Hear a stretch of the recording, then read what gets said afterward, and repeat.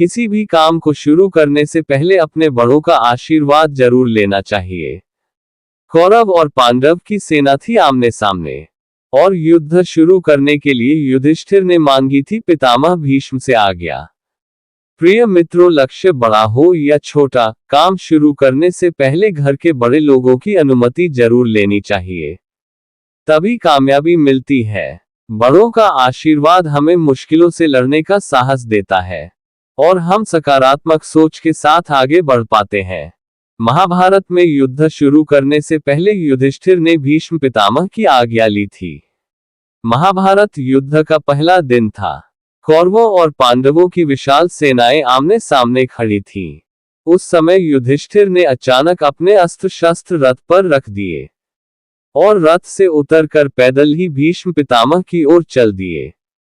जब युधिष्ठिर कौरव सेना के सेनापति भीष्म की ओर जा रहे थे तो सभी पांडवों को ऐसा लगने लगा कि कहीं भैया कौरवों के सामने समर्पण न कर दें।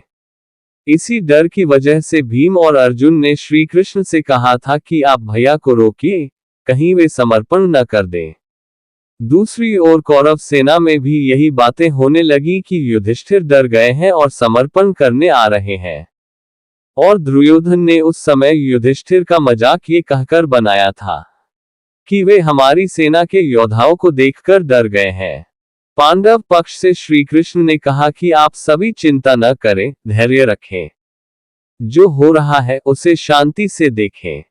थोड़ी ही देर बाद युधिष्ठिर भीष्म पितामह के सामने पहुंच गए।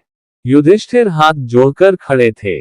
जो लोग दूर से देख रहे थे उन्हें ये लग रहा था कि युधिष्ठिर समर्पण कर रहे हैं, लेकिन ऐसा बिल्कुल नहीं था।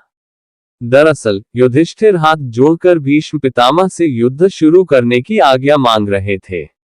उन्होंने पितामह भीष्म से कहा था कि पितामह आज्ञा दें ताकि हम आपसे युद्ध कर सके।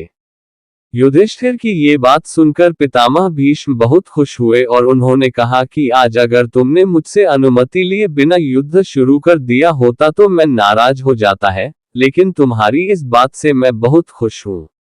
मैं तुम्हें विजय श्री का आशीर्वाद देता हूँ।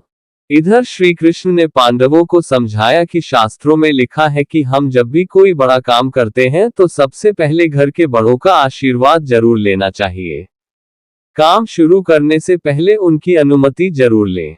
कौरव पक्ष में खड़े युधिष्ठिर ने भीष्म के बाद गुरु द्रोणाचार्य से युद्ध शुरू करने की अनुमति मांगी थी। द्रोणाचार्य ने भी प्रसन्न होकर कहा था कि मैं तुम्हें आशीर्वाद देता हूं कि तुम्हारी जय हो। और उसके बाद कृपाचार्य से भी आशीर्वाद मांगा। कृपाचार्य ने भी प्रसन्न होकर कहा था कि मैं तुम्हें आशीर्वाद देता हूं कि तुम्हारी जय हो।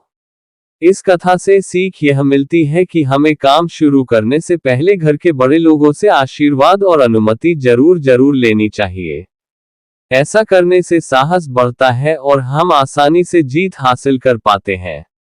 इस प्रकार पांडव धर्म का मार्ग अपनाते हुए युद्ध की शुरुआत करते हैं। आज बस इतना ही, फिर मिलेंगे एक नई वीडियो में। जय श्री कृष्ण, राधे राधे।